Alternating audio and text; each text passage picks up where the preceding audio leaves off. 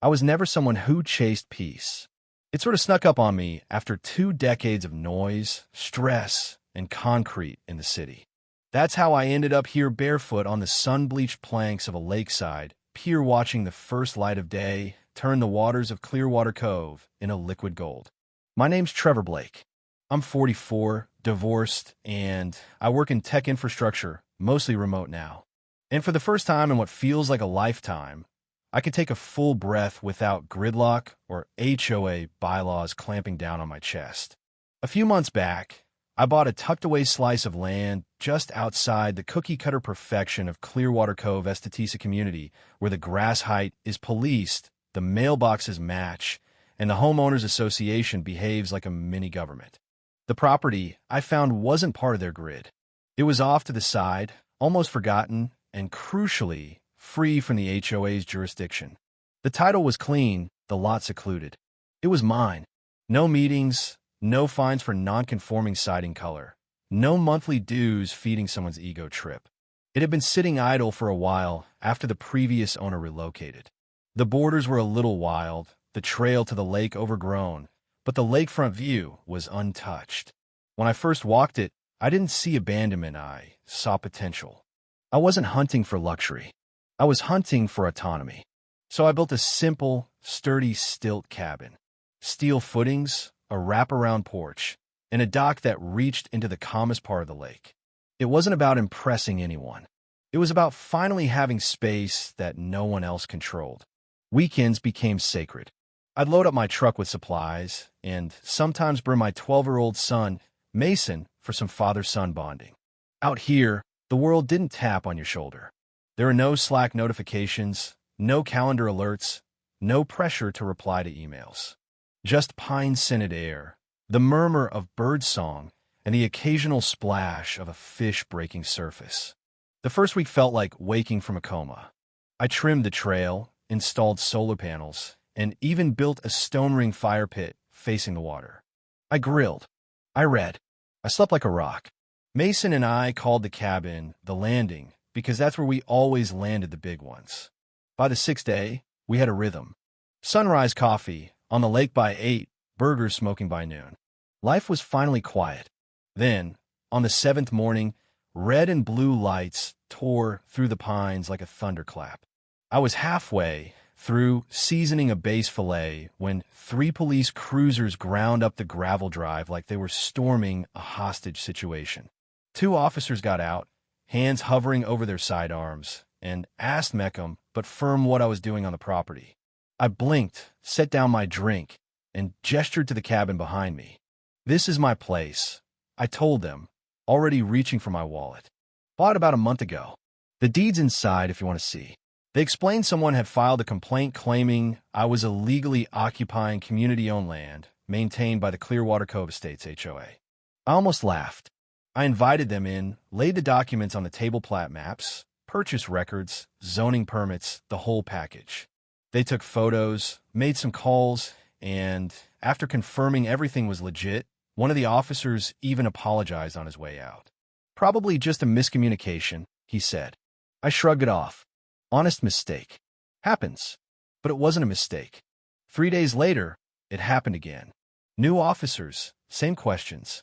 Another report of unlawful occupancy. I handed over the paperwork again and explained again that the land was legally mine and not affiliated with the HOA. One of the officers glanced at the lake, then back at me, and muttered, "Hell of a view to be fighting over." By the 3rd visit, it didn't feel like coincidence. I started to feel like a trespasser on my own damn land.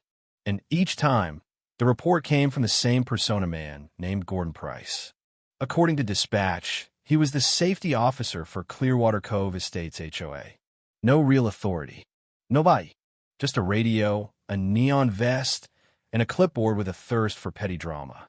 One Saturday afternoon, as Mason and I were scaling a catfish, a deputy emerged from the tree line with a sigh like he hated being there. "Same guy," he said. "Sorry.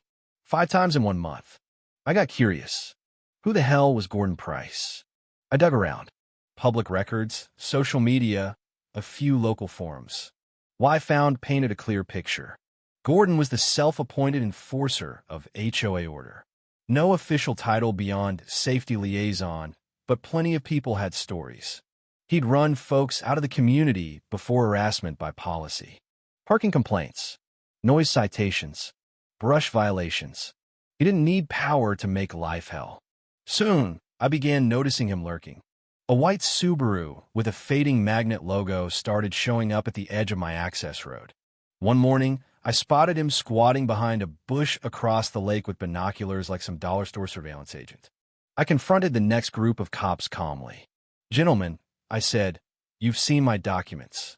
So why does the same guy keep reporting me for something we all know isn't true?" One of them looked around, lowered his voice. "Between you and me, he's got a reputation. Files complaints until people leave. Most fold. You're the first one pushing back." And suddenly I understood. This wasn't about land. It wasn't about rules. It was a game to Gordon Price. Pressure people until they quit. He assumed I'd do the same. He was wrong. After the fifth visit, something shifted inside me.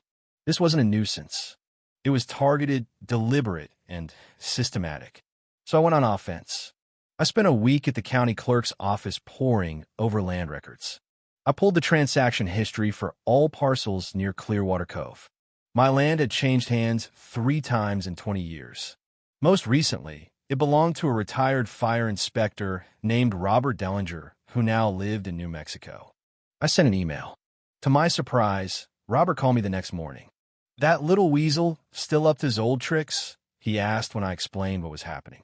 He recounted how Gordon had lowballed him with an offer on the land for community expansion. When Robert declined, the pressure campaign began. Random citations. Volunteers showing up to trim trees. Nuisance inspections. "They bleed you out with paperwork," Robert told me. I gave up.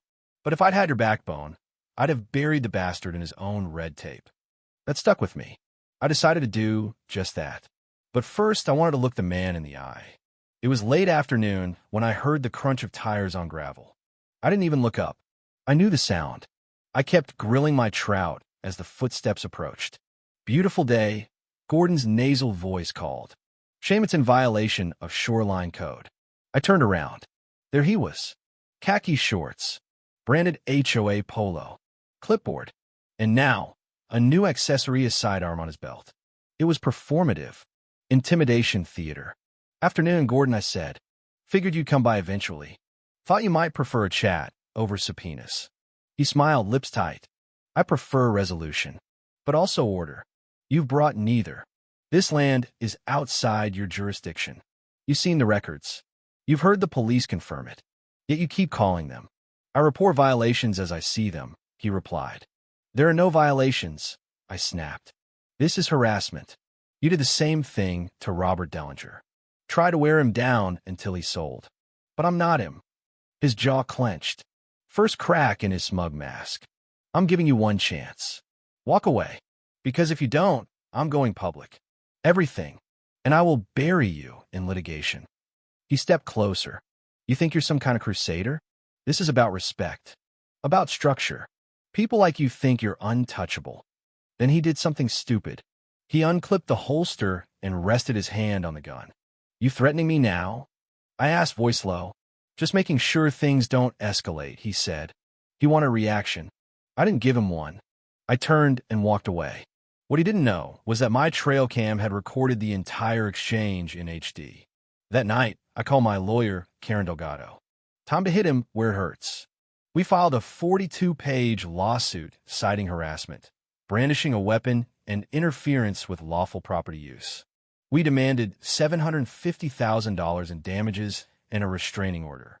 We also submitted a complaint with the county sheriff's office. Turns out, Gordon didn't even have a valid carry permit. Things moved quickly. HOA board emails got leaked. They knew about his behavior. Did nothing. The local paper picked up the story. Then the regional news. Gordon's ego couldn't help itself. He doubled down. And then, the dumbest move slashed the tires on my truck. His fingerprints were found. Karen filed for an emergency hearing. The judge reviewed the footage, listened to the sheriff's testimony, saw the evidence. Gordon Price was convicted on multiple charges, including criminal threats, unlawful possession of a firearm, and property damage. He was sentenced to 3 years in state prison. The HOA promptly dissolved his position, issued a formal apology, and restructured under new leadership. They even sent me a gift basket. I burned the apology letter in the fire pit. Last I heard, Gordon tried organizing an HOA in his prison block. Got solitary for harassment. I made a sign for my peer. Here we grill. We don't call the cops, especially not 5 times in a month, Gordon. These days, I host barbecues for both shores of the lake. Clearwater Cove folks come too. Funny what happens when you stand your ground. Peace is beautiful, but sometimes you have to earn it.